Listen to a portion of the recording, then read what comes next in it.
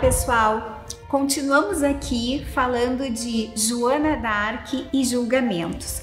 E como não poderia deixar de ser, como a gente consegue ter acesso aos registros do seu processo de julgamento, né, do segundo, nós gostaríamos aqui de introduzir esse nosso episódio com um trechinho em que ela se posiciona belamente.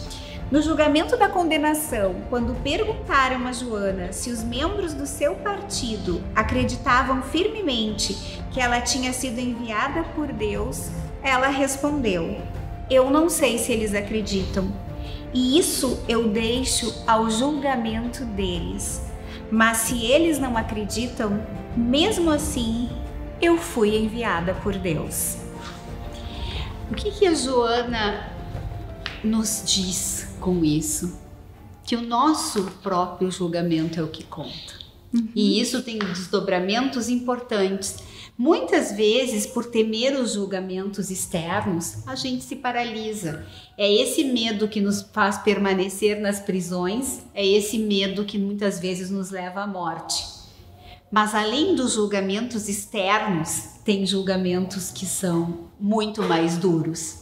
Que são os julgamentos internos. Aqueles que a gente faz da gente mesmo. E esses são os que mais nos machucam, os que mais nos paralisam, os que mais impedem a nossa evolução, o nosso crescimento. Uma questão que eu acho bem importante quando tu fala desse aspecto do julgamento, né, do julgamento interno, ou seja, a Joana nos deu o exemplo disso, né, de que ela tinha uma convicção tão grande de que o julgamento dela é que era o legítimo. Eu só queria fazer um apontamento aqui, que ela também podia exercitar isso porque ela conseguia identificar a integridade de maneira congruente, que vozes eram essas que organizavam os processos de julgamento dela. Porque se a gente está ancorado em vozes, né, que são dissonantes, que não estão a serviço do nosso crescimento, às vezes a gente pode fazer julgamentos que nos mantêm aprisionados. E que às vezes nós estamos ancorados no ego. Tem dentro de nós temos sempre o nosso adversário, né? O nosso maior oponente, ele mora dentro da gente. Nós. Assim como então, a divindade. Exatamente. Então a gente tem que sempre estar muito atento para entender aquilo que vem do ego e aquilo que vem do divino. Perfeito. Nem tudo vem. Então, assim, na vigilância do julgamento interno, né? Que a gente não seja malvado, eu vou usar essa expressão, ou que a gente não seja o nosso próprio carrasco, mas por outro lado, que a gente não entre, né, na armadilha do ególatra, como eu brinco, que é de, na verdade, não se ancorar de vozes que nos conduzam ao nosso franco crescimento, né? Eu vou lembrar mais uma vez do Código Penal Celeste. Nós já falamos do livro do Newton Bonder. O Newton diz que, na verdade, a ideia do julgamento final, né, aquele julgamento que acontece ao término das nossas vidas, sempre é o julgamento em que a vítima e o autor são a mesma pessoa. Exato. Nosso julgamento sobre aquilo que nós fizemos com o nosso tempo, com a nossa vida, né? Com o nosso momento aqui. E muitas vezes a gente se perde. Me parece que todas essas armadilhas de não se sentir merecedor, de não achar que é incapaz, de ter culpa, de ter medo até do julgamento externo, ou de se endurecer o seu coração, né?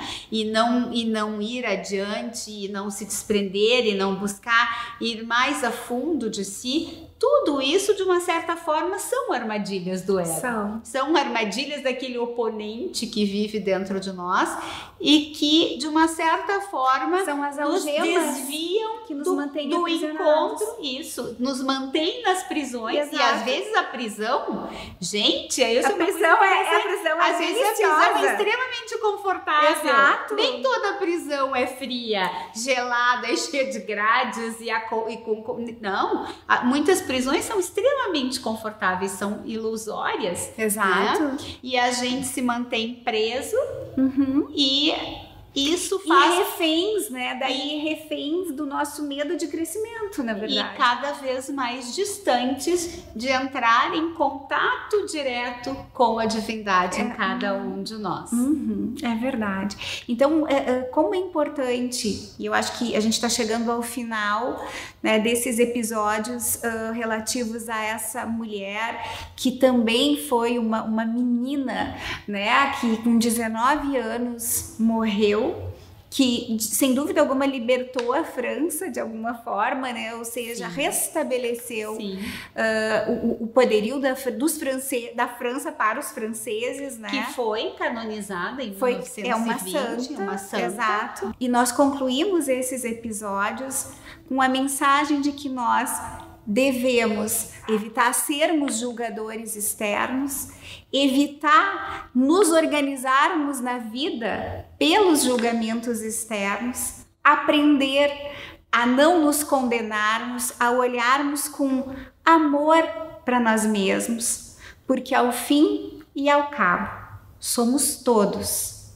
e todos de verdade, enviados por Deus.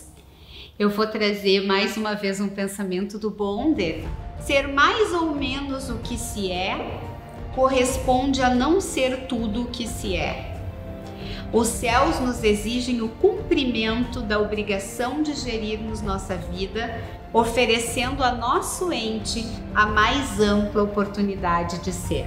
Bom, e com isso nós chegamos ao final da temporada de Joana d'Arc, levando conosco a certeza de que devemos nos acolher a nós mesmos, nos tratar de uma maneira muito amorosa, amar a nós mesmos e sentir, dividir, compartilhar e viver a certeza de que todos mesmo, somos enviados por Deus. Foi uma alegria enorme ter você conosco ao longo dessa aventura da Joana d'Arc. Esperamos que vocês, assim como nós, possam ter aprendido com essa experiência. Muito. E agora fiquem até o final do vídeo aqui com a gente para conferirem quem será a protagonista da próxima temporada do Elas em Nós. Vem com a gente. Tchau! Tchau!